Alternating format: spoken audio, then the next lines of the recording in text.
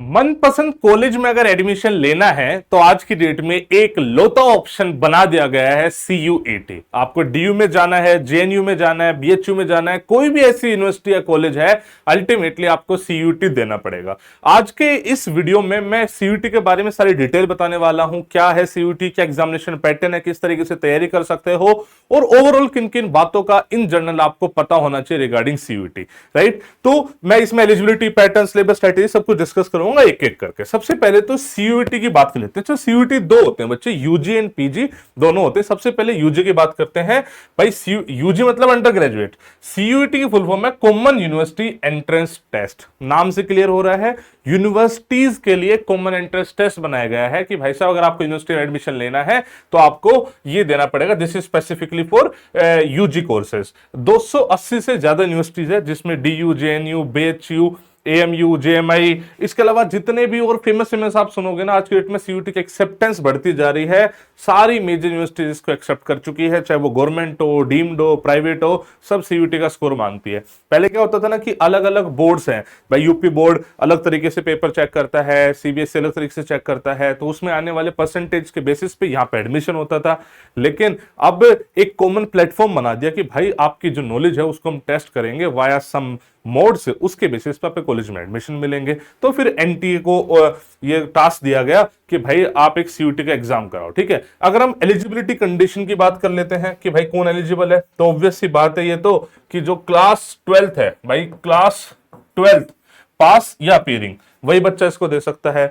कोई age limit नहीं है, मतलब ऐसा नहीं है कि भाई 1 साल बाद 2 साल बाद आप नहीं दे सकते, आप दे सकते हो बाद में भी, बस क्लास 12th पास या अपीयरिंग होने चाहिए। कुछ कुछ यूनिवर्सिटीज है जिन्होंने अपनी एलिजिबिलिटी में डाला हुआ है कि हमें 50% मार्क्स का क्राइटेरिया मीट करना है, यानी आपके 12th बोर्ड में 50% मार्क्स होने चाहिए। कुछ सब्जेक्ट स्पेसिफिक भी मांगती है यूनिवर्सिटीज, तो यूनिवर्सिटी टू यूनिवर्सिटी की जो नोटिफिकेशन है उसके हिसाब से वो सब चीजें आपको डील करनी पड़ेगी, राइट। अगर हम एग्जामिनेशन पैटर्न की बात करें तो पूरा का पूरा पेपर एमसीक्यू बेस्ड होता है, जिसमें सही करने पे +5 मार्क्स मिलते हैं, माइनस मतलब गलत करने पे -1 मिलते हैं।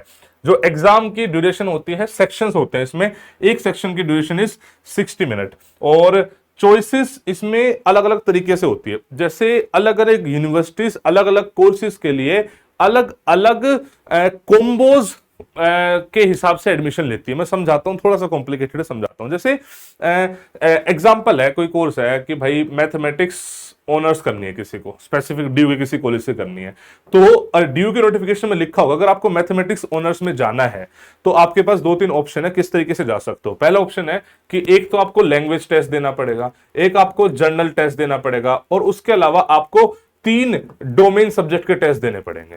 या फिर इसको किसी और तरीके से भी कर सकते हैं कि भाई एक लैंग्वेज टेस्ट देना पड़ेगा और 4 डोमेन टेस्ट देने पड़ेंगे। ऐसे अलग अलग तरीके से कॉम्बो बनाते हैं कोर्सेज के हिसाब से। नॉर्मली देखा गया है जो मोस्ट एक्सेप्टेड कॉम्बो है वो ये है कि एक लैंग्वेज टेस्ट मोस्टली सारे कोर्सेज मांगते हैं। लैंग्वेज में भी 13 लैंग्वेज के ऑप्शन होते हैं, हिंदी, इंग्लिश सब होता है। नॉर्मली बच्चा इंग्लिश पढ़ता है तो एक लैंग्वेज टेस्ट आपको देना पड़ेगा, एक जर्नल टेस्ट, जर्नल टेस्ट क्या होता है इस पे बताऊंगा, और उसके अलावा 3 डोमेन सब्जेक्ट देने पड़ेंगे। देखो इसमें लिखा हुआ है सेक्शन 1 लैंग्वेज, जिसमें 13 में से एक देना पड़ेगा, section 2 domain specific, section 3 general aptitude. अब इसके अलग अलग कॉम्बोज के हिसाब से अलग अलग कोर्सेज और यूनिवर्सिटीज डिमांड करती है, उसी के हिसाब से सीयूईटी की जो बोलते हैं ना सीयूईटी स्कोर आ गया, तो बच्चे ने अलग अलग कॉम्बो दिए होंगे, उसके बेसिस पे उसका स्कोर बना होगा और फिर हर कोर्स के अलग कट ऑफ होगी। आई होप मैं समझा पा रहा हूं, थोड़ा सा कॉम्प्लिकेटेड है बट आप ऐसे समझ लो कि बच्चे आपको हर कोर्स के लिए अलग सेट ऑफ पेपर देने होंगे। अब बोलोगे सर इतने, अगर मैं 10 कोर्सेज ऑप्ट करना चाहता हूं, मुझे नहीं पता कौन सा मिलेगा, तो क्या 10 दूंगा? नहीं, बहुत कॉमन होंगे। जैसे भाई इंग्लिश और जनरल एप्टीट्यूड आप दोगे ही दोगे, उसके अलावा आप डोमेन अपने हिसाब से दे लो। अगर आपको मैथ्स में जाना है तो भाई ये 3 डोमेन यूज कर लेना, इकोनॉमिक्स में जाना है तो ये वाले डोमेन यूज कर लेना, तो उसके हिसाब से बंदा कर लेता है। तो ज्यादा उसको देने नहीं होते, उसको तो टोटल तो 6-7 पेपर ही देने होते हैं। अब उसके हिसाब से उसकी एलिजिबिलिटी डिसाइड हो जाती है कि अच्छा मैंने ये वाला दिया था अगर पेपर तो मैं इस वाले कोर्स में एलिजिबल हो गया, ये वाला दिया था तो इस वाले कोर्स में एलिजिबल हो गया। तो इस तरीके से पूरा पूरा एक सिनेरियो चलता है बच्चे। अगर मैं लैंग्वेज की बात करूं तो मैंने बताया जैसे आप इंग्लिश लैंग्वेज पकड़ते हैं तो इंग्लिश में आपको ग्रामर पूछी जाएगी, वो क्या पूछी जाएगी, रीडिंग कॉम्प्रिहेंशन ये सब पूछा जाएगा। डोमेन में मेजरली क्लास 12th के एनसीईआरटी बेस्ड सिलेबस होगा मेजरली। और जनरल टेस्ट जो जनरल एप्टीट्यूड बोल रहे हैं, जिसमें आपकी लॉजिकल रीजनिंग पूछी जाएगी, क्वांटिटेटिव एप्टीट्यूड पूछा जाएगा, जीके पूछा जाएगा, करंट अफेयर्स पूछा जाएगा। ये GK is static GK, logical reasoning जो रीजनिंग वाले क्वेश्चन होते हैं ना, और मतलब बेसिक बेसिक, इसको आप ऐसा बोल सकते हो general aptitude and logical reasoning, जिसमें आपके जो अप टू 10th लेवल की मैथमेटिक्स होती है एप्टीट्यूड में, क्वांटिटेटिव एप्टीट्यूड इसको बोलते हैं, लॉजिकल रीजनिंग बहुत ही बेसिक रीजनिंग के क्वेश्चंस होते हैं बच्चे, ठीक है। अच्छा, वैसे आपको बता दूं कि सीयूटी एंड फन, ये हमने एक नया मिशन स्टार्ट करा, साइंस एंड फन। आपने सुना होगा, आशु सर एंड ऑल सब जानते ही होंगे, राइट, आशु घाई सर। तो आशु घाई सर ने बोला कि यार सीयूटी वाले बच्चों करेक्ट गाइडेंस नहीं है, इसलिए उनके लिए कोर्स लॉन्च करते हैं। तो हमने साइंस एंड फन ऐप पे ही सीयूटी का अलग कैटेगरी लॉन्च करी, जहां पे अलग अलग टाइप के कोर्स लॉन्च करी, जिसमें सिर्फ अगर कोई क्रैश कोर्स लेना चाहता है वो भी है, सिर्फ सीयूटी पढ़ना चाहता है वो भी है, 12th के साथ सीयूटी पढ़ना चाहता है वो सब हमने दिए, जिसमें हम देखो डोमेन तो ऑटोमेटिकली करा ही रहे हैं, वहां पे जो सब्जेक्ट है वो तो हो ही रहे हैं, हम इंग्लिश और जनरल टेस्ट की तैयारी वहां पे करा रहे हैं। बहुत बच्चा वहां पे पढ़ रहा है, तैयारी कर रहा है, मेहनत कर रहा है। आप भी अपनी मतलब उस तरीके से तैयारी कर सकते हैं, बहुत ही लिमिटेड टाइम में आपकी अच्छी तैयारी कराने की हम मतलब गारंटी देते हैं। भाई एसएनएफ प्लेटफॉर्म जाना इसलिए जाता है कि अफोर्डेबल फीस में वो क्वालिटी एजुकेशन देते हैं, राइट। तो हर बच्चा इसलिए फैन है, इसलिए जानता है। तो आप सीयूटी के लिए भी वहां पे पढ़ सकते हैं, सारी डिटेल्स मैंने आपको बेसिक बेसिक बता दी, और चाहिए हो तो आप वहां पे ऐप में जाकर देख लेना, ठीक है। ये मैं 2025 के एग्जाम की कुछ इंसाइट्स दे रहा हूं ताकि आपको आइडिया हो जाए।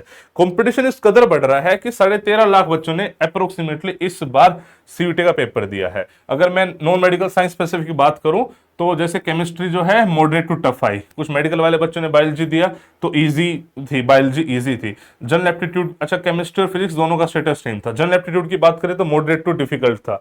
सारा खेल इसमें टाइम मैनेजमेंट का होता है, जो बच्चा ढंग से टाइम मैनेज कर लेगा ना, वो इस एग्जाम में बच्चे एक्सेल कर सकता है, ठीक है। आज की डेट में 280 से ज्यादा यूनिवर्सिटी सीयूटी का स्कोर एक्सेप्ट कर रही है। सेंट्रल यूनिवर्सिटी की बात करें तो DU, JNU, BHU, AMU, state, private, deemed universities लगभग सारी, और अलग अलग यूनिवर्सिटीज अपना अलग अलग फॉर्मूला बेसिकली अपनाती है, तो वो सबका अलग है। आपको बस अपने सेक्शंस प्रिपेयर करने हैं, फिर जहां जब अप्लाई करोगे उसके हिसाब से वो सेट बैठ जाएंगे, ठीक है।